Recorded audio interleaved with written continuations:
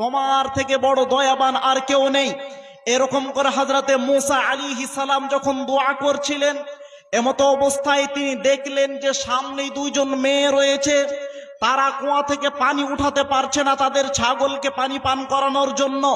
এমতো অবস্থায় মূসা আলাইহিস সালাম সেখানে গেলেন, কুয়াতে গিয়ে কুয়ার কাছে গিয়ে পানি উঠিয়ে তাদের ছাগলকে পানি পান করিয়ে দিলেন।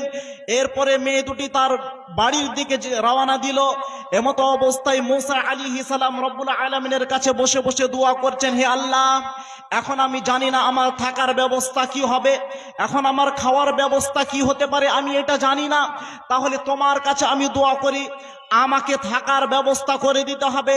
থাকার ব্যবস্থা, খাওয়ার ব্যবস্থা তুমি করে দিবে, এটা আমি তোমার উপরে ভরসা করি। এমতো অবস্থায় যখন মূসা আলাইহিস সালাম যে মেয়ে দুটিকে সহযোগিতা করেছিলেন, তারা যখন বাড়ি পৌঁছে গেল, এমতো অবস্থায় বাড়ি গিয়ে তারা তার বাবার কাছে এই ঘটনা উপস্থাপন করলেন।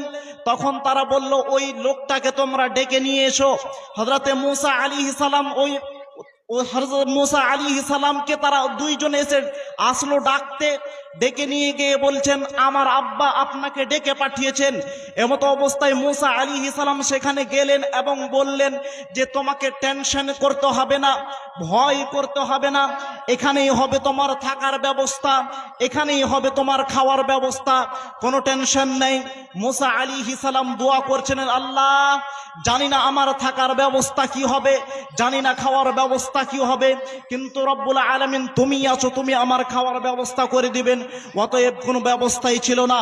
সম্মানিত উপস্থিতি, হযরতে মূসা আলাইহিস সালাম এই দয়া দেখালেন মানুষের প্রতি, রব্বুল আলামিনের সৃষ্টিজীবের প্রতি দয়া দেখালেন। এই দয়ার বিনিময়ে রব্বুল আলামিন তাকে কি করলেন, একজন মানুষের বাড়িতে আশ্রয় দিলেন। এমন একজন মানুষের বাড়িতে আশ্রয় দিলেন যে মানুষ তাকে খাওয়ার ব্যবস্থা দিলেন, থাকার ব্যবস্থা দিলেন, কোনো অসুবিধা হলো না। সম্মানিত উপস্থিতি, বলছিলাম আমাকে আপনাকে সকলকে এক অপরের সহযোগী হতে হবে, মানুষের মধ্যে সহানুভূতি দেখাতে হবে। রাসূল সাল্লাল্লাহু আলাইহি ওয়াসাল্লাম হাদিসের মধ্যে বলেন, আল মুমিনুনা কাল বুনিয়ান, একজন মুমিন এবং অপরজন মুমিন হচ্ছে একটি বিল্ডিং এর মতো। এক বিল্ডিং এর ইট যেমন এক দিকের ইট অপর দিকের ইটকে শক্তভাবে মজবুত করে ধরে থাকে, তেমন ভাবে মুসলমানের পরিচয় হবে তাই এক ভাই অপর ভাইয়ের সঙ্গে এমন ভাবে মিলে থাকবে যেন তাদের মধ্যে কোনো ঝামেলা নেই, যেমন কিনা এক ইট অপর ইটের সঙ্গে যুক্ত হওয়ার কোনো প্রশ্নই আসে না। সম্মানিত উপস্থিতি, রাসূল সাল্লাল্লাহু আলাইহি ওয়াসাল্লাম বলেন, الساعي على الأرملة والمسكين كالمجاهد في سبيل الله وكالصائم لا يفطر وكالقائم لا يقدر। রাসূল সাল্লাল্লাহু আলাইহি ওয়াসাল্লাম বলেন যে একজন মানুষ কেউ যদি মিসকিন এবং বিধবা নারীর উপরে দয়া করে, তাদের সহানুভূতি দেখায়, তাদের প্রয়োজনে কাজে আসে, রাসূল সাল্লাল্লাহু আলাইহি ওয়াসাল্লাম বলছেন তাহলে তারা তিন ধরনের নেকি পাবে। এক, কাল মুজাহিদ ফি সাবিলিল্লাহ, যে কি করলো, জিহাদ করতে গেল, রব্বুল আলামিনের দরবারে রাস্তায় বের হলো এবং লড়াই করতে করতে শহীদ হয়ে গেল। রাসূল সাল্লাল্লাহু আলাইহি ওয়াসাল্লাম বলছেন এই ব্যক্তি শহীদ হয়ে যতটুকু নেকি পাবে, যারা মিসকিনের উপরে দয়া করবে, সহানুভূতি দেখাবে এবং যারা কি করবে, বিধবার প্রতি দয়া দেখাবে, সহানুভূতি দেখাবে, তাদেরকে রব্বুল আলামিন তেমনই নেকি দিবেন। ওয়াকাসসাইম লা ইয়াফতুর, একজন মানুষ কি করবে, রোজা রাখবে, সিয়াম পালন করবে, পুরো বছর সিয়াম পালন করবে, কোনোদিন সিয়াম ছেড়ে দিবে না, এই ব্যক্তি যতটুকু নেকি পাবে, এই ব্যক্তিকে যতটুকু সওয়াব দেওয়া হবে। রাসূল সাল্লাল্লাহু আলাইহি ওয়াসাল্লাম বলছেন যে ব্যক্তি বিধবার প্রতি দয়া দেখাবে, বিধবার কাজে আসবে, তাদের অসুবিধায় কাজে আসবে এবং মিসকিনকে সহযোগিতা করবে, রাসূল সাল্লাল্লাহু আলাইহি ওয়াসাল্লাম বলছেন তাকে রব্বুল আলামিন এই রূপ নেকি দিবেন। তৃতীয় নম্বরে বলা হলো ওয়াকাল কাইম লা ইয়াকতুর, কোন মানুষ প্রত্যেকদিন রাতে তাহাজ্জুদ পড়ে, কোনদিন তাহাজ্জুদ ছেড়ে যায় না, এই ব্যক্তি যতটুকু নেকি পাবে, একে রব্বুল আলামিন যতটুকু ভালোবাসেন।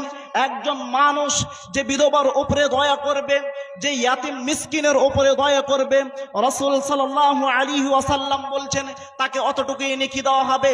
সম্মানিত উপস্থিতি, রাসূল সাল্লাল্লাহু আলাইহি ওয়াসাল্লাম হাদিসের মধ্যে বলেন, মান কানা হাজাতা ফি আখিহি কানা আল্লাহু তাআলা ফি হাজাতিহি।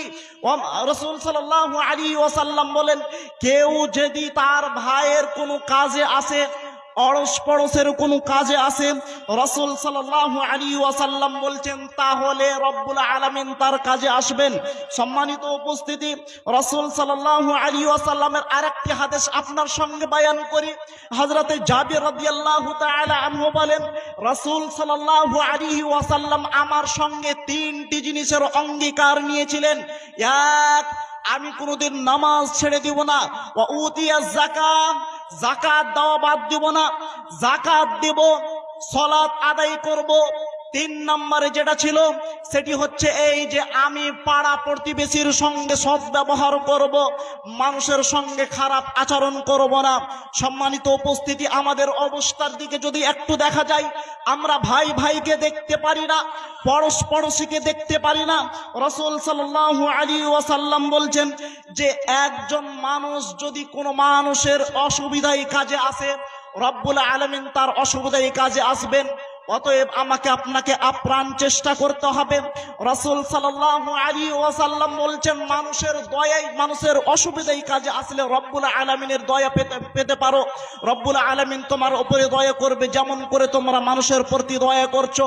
সম্মানিত উপস্থিতি, আমরা মুরগি দেখেছি, মুরগি কি করে নিজের ডানা দিয়ে, নিজের পাখা দিয়ে তার বাচ্চাদেরকে ঢেকে রাখে। একটা গরু তার বাচ্চাকে জিহ্বা দিয়ে চাটে আর আদর করে। একটি ছাগল তার বাচ্চাকে আদর করে ডাকে, দুধ পান করায়। একটি সাপ তার বাচ্চাকে আদর করে ডাকে, দুধ পান করায়। রব্বুল আলামিন এরকম করে মানুষের ভিতরেও দয়া রেখেছেন, দয়া ভরে দিয়েছেন। রব্বুল আলামিন ৯৯ ভাগের ১ ভাগ দয়া মানুষের মধ্যে দিয়ে দিয়েছেন। সম্মানিত উপস্থিতি, ওই দয়া যেমন করে গরু তার বাচ্চার প্রতি দেখায়, ওই রকম করে যেমন সাপ তার বাচ্চার প্রতি দেখায়, ওই রকম করে যেমন মুরগি তার বাচ্চার উপরে দেখায়, আমাকে আপনাকে নিজের দয়া, নিজের ভিতরের সহানুভূতি আমাকে আপনাকে দেখাতে হবে। রাসূল সাল্লাল্লাহু আলাইহি ওয়াসাল্লাম বলছেন, তারাল মুমিনিনা তারাহুমহিম, মানুষকে দেখবে তোমরা, মুমিনকে দেখবে। যখন একজন মুমিন অন্য একজন মুমিনকে দেখবে যে তারা অসুবিধায় রয়েছে, যেমন করে তারা কি করবে, তখন তারা কি করবে, তার কাজে আসবে। রাসূল সাল্লাল্লাহু আলাইহি ওয়াসাল্লাম বলছেন যেমন করে মানুষ তার যদি কোনো কানে কিংবা মাথায় চোখে ব্যথা হয়, যেমন করে তার পুরো শরীরে ব্যথা হয়ে যায়, জ্বর চলে আসে, নিজেকে কন্ট্রোল করে রাখতে পারে না, পড়োশির অবস্থা হবে তাই, ভাইয়ের অবস্থা হবে তাই, মানুষের অবস্থা হবে তাই। মুসলমানের উপরে মুসলমানের হক হচ্ছে এটি যে মানুষ যদি বিপদে পড়ে আমাকে আপনাকে সহযোগিতা করতে হবে। সম্মানিত উপস্থিতি, আমার সময় শেষ হয়ে গিয়েছে। আমি আপনাদেরকে এতটুকুই বলতে চাচ্ছি, আমাকে সহ আপনাকে সকলকেই এক অপরের সঙ্গে মিলে মিশে, যেমন করে বিল্ডিং ইটের দ্বারা এক অপর ইটকে যুক্ত হয়ে মিলে ধরে রয়ে বিল্ডিং দাঁড়িয়ে রয়েছে, লম্বা লম্বা ইমারত দাঁড়িয়ে রয়েছে, তেমন ভাবে আমাকে আপনাকে এক অপরের সঙ্গে সহানুভূতি দেখিয়ে, মোহাব্বত দেখিয়ে, মিল দেখিয়ে আমাকে আপনাকে দুনিয়ায় জীবন যাপন করতে হবে। তাহলে রব্বুল আলামিন আমাকে আপনাকে কি করবেন, রব্বুল আলামিন তার দয়া আমার উপরে দেখাবেন, আমি দয়া করব, তারপরে রব্বুল আলামিন দেখাবেন। শেষের সময় রব্বুল আলামিনের কাছে দোয়া করি, হে রব, তুমি আমাদেরকে দুনিয়াতে চলাফেরার কারণে আমাকে সকলকে আমাদেরকে যেন ভাইয়ের সঙ্গে ভাইয়ের সুন্দর একটি মিল মোহাব্বত রাখতে পারি, তুমি এই তৌফিক দান করো, আল্লাহুম্মা আমিন। হে রব্বুল আলামিন, আমাদের মধ্যে যারা এক অপরের সঙ্গে বিবাদ ছুটে না, ঝামেলা ছুটে না, আমাদেরকে বুঝার তৌফিক দান করো, যাতে করে আমরা এক অপরের সঙ্গে জুলুম করা, অত্যাচার করা, কাউকে ছোট করে দেখা, কাউকে বড় করে দেখা, এই জিনিসটি আমাদের মধ্যে না আসে। আল্লাহ তুমি আমাদেরকে তৌফিক দান করো, আল্লাহুম্মা আমিন। ওয়া সাল্লাল্লাহু আলা নবিয়িনা মুহাম্মদ ওয়া আসসালামু আলাইকুম ওয়া রাহমাতুল্লাহি ওয়া বারাকাতুহু।